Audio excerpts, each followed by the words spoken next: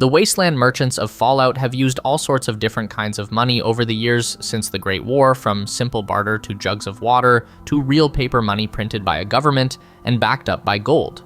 So why in the world do people still accept bottle caps wherever you go? The reasons may surprise you, but the humble bottle cap may be one of the best post-apocalypse currencies around, with the strongest factions of the Wasteland living and dying by the cap. In the immediate aftermath of the war, there wasn't really any money to speak of. People were too concerned with just living another day to worry about how much their US dollars were worth. Ammo, food, RadAway, and other essentials were the only things these desperate survivors needed, and they raided ruins and killed their fellow Americans to get them. Eventually, after the fires went out and the worst of the radiation settled, people started banding together a little more, forming small communities of settlers and independent, roving scavengers. As those people started to specialize, the demand for trade grew. Maybe a looter found a stash of untouched ammunition and traded it for some canned food another had pulled out of the local super-duper mart. Maybe a farmer started selling his mudfruit crop by the side of the road in exchange for mechanical parts to build a windmill. It was the age of bartering. As these groups started to grow larger, however, this unofficial economy got more complicated and people started growing frustrated with shuffling all these goods around. Who decided how much a Yaoguai pelt was worth? Is trading a combat rifle for a suit of metal armor a good deal? Not to mention the problems that come from lugging around a whole pack full of random supplies, just hoping that someone wants to barter for them. The people needed a real currency. Something to bring the Wasteland together to help the world truly heal and rebuild. And they found one.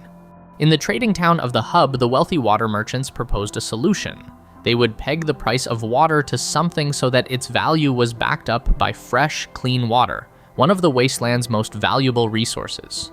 What did they choose? Bottle caps, of course. Each cap was worth a certain amount of water, anything from a couple of milliliters to a full bottle, and the merchants had to honor that price if you came to collect.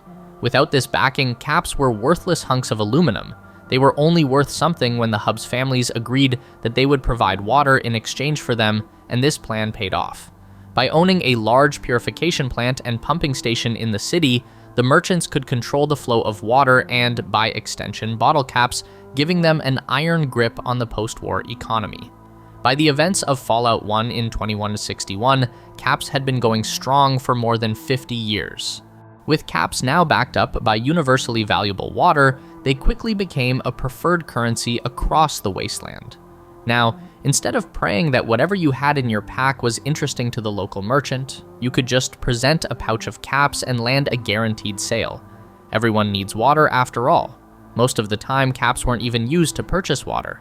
It was enough that you could get some if you needed to. With just the promise of water, you could buy anything from bullets to bandages. This choice isn't as crazy as it sounds.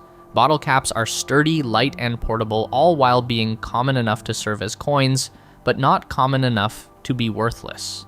Another huge part of their success was that you couldn't just print more of them. Most of the machines to press more caps were destroyed in the war, and handmade counterfeits were too rare to make a difference.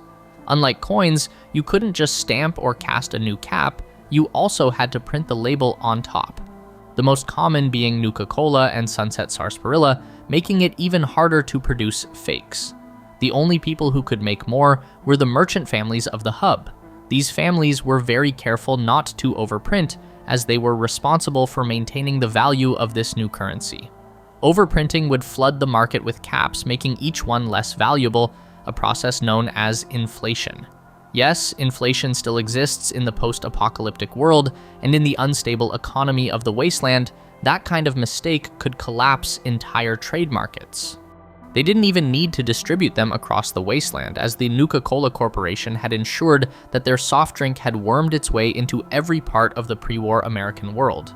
Everywhere you went, you could find the bright red vending machines dishing out Nuka Cola for cents on the dollar, with the company having branches in every major city in the country. When news of the new currency swept across the country, these vending machines turned into makeshift ATMs, with each community able to start up their own economy from the remains of the pre-war soda empire. And so the caps spread far and wide through merchant caravans like the Water Merchants, Crimson Caravan, and Fargo Traders. They were even used on the East Coast, thousands of miles from where they first originated in the hub. In places like the capital Wasteland or the Commonwealth, they were too separated from the West Coast merchant houses to be backed up by their water, and were instead used because everyone just agreed to keep up the tradition. Eventually, as organizations got even larger, they started to form proper governments. By 2241, the new California Republic had taken over most of the California Wasteland, and had started printing its own money. Unlike caps, NCR dollars were paper notes backed up not by water, but by the gold reserves in its central bank. With precious gold giving the NCR's money value, the humble cap started to be phased out in its territory, slowly becoming almost worthless.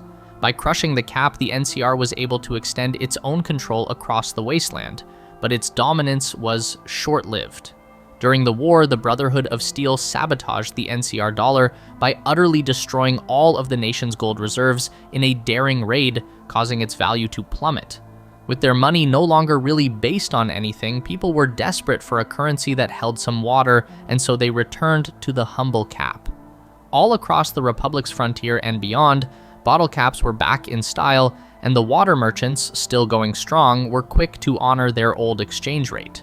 By now, they and a couple of other major players even had a select number of presses pumping out new caps, reintroducing them to the wasteland as demand rose again.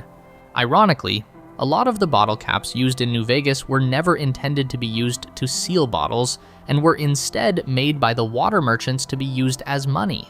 As it turns out though, they weren't the only ones producing new caps for the Mojave. Taking advantage of the chaos of the region and the leftover manufacturing plants around Vegas, some cunning counterfeiters were dead set on making their own caps. In the old Sunset Sarsaparilla bottling plant on the outskirts of the city, there's a fully functional bottle cap press, not under the control of any major merchant house, but still pushing out brand new money. This terrified the owners of the Crimson Caravan Company. Outwardly, they were afraid that the rogue machinery could cause inflation by flooding the Mojave with far too many caps, causing them to become worthless. But the merchant house also had its own concerns. An independent cap press could undermine their own influence over the economy, pushing them out of the business they had dominated alongside the other hub factions for generations. Sabotage was the only solution, and the courier was only too happy to provide, being paid in bottle caps, of course. Nowhere was this scramble over money better seen than in the city of New Vegas. As a hub for gambling, leisure, and trade, Vegas took all types of money, from caps to NCR dollars, to a new kind of cash slowly trickling in from the east. Across the Colorado River, Caesar's Legion, an army of conquered tribes, were minting their own coins, with merchants from their territory spending them all across the Mojave. Made of solid gold and silver, the aureus and denarius called back to the legion's ancient Roman roots. Just like caps, these had their value guaranteed, but instead of water, they were backed up by the gold and silver they were made of, making them almost as widely accepted as caps. Almost. You see, an NCR merchant wasn't likely to deal in the coins of their sworn enemy, and neither was the Legion willing to use the paper money of the Republic. Both, however, recognized the power of the cap. It was in New Vegas that the bottle cap cemented its reputation as a true universal neutral currency, accepted and traded by all. Surprisingly, this idea of a universal, unconventional currency wasn't developed out of thin air for the Fallout series. In our own world, traditional money was edged out by alternatives in some of our most trying and desperate circumstances. During the Second World War, cigarettes took up the mantle as money on the front lines. They were generally more durable and lighter than paper money, and had a distinct advantage when compared to their home country's money: its universal tradability. If an American GI was sent to the Philippines or Guam in the Pacific, they couldn't count on their US dollars to get them much of anything from the locals, but the cigarettes included in their rations could often bridge the gap, given how common smoking was at the time across all cultures. They could get extra rations, favors, and other goodies using their smokes as a bottle cap-like currency. A similar economy developed in prisons, where traditional money was strictly regulated. For a good long while, they too used cigarettes, as many inmates smoke, and many more value their use as a currency to get what they want in absence of real money, though in time they ended up falling out of favor, instead turning to blocks of instant ramen served up by prison commissaries when tobacco started to be outlawed. The actual makeup of money isn't really important, but more what you can get from it and what we as a collective decide it's worth.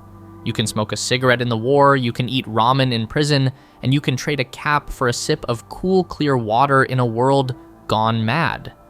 When given the choice between money backed up by a government's word, another by the glitter of gold, and the last by the value of water, the choice is easy. Out of all these, there's only one you truly can't live without.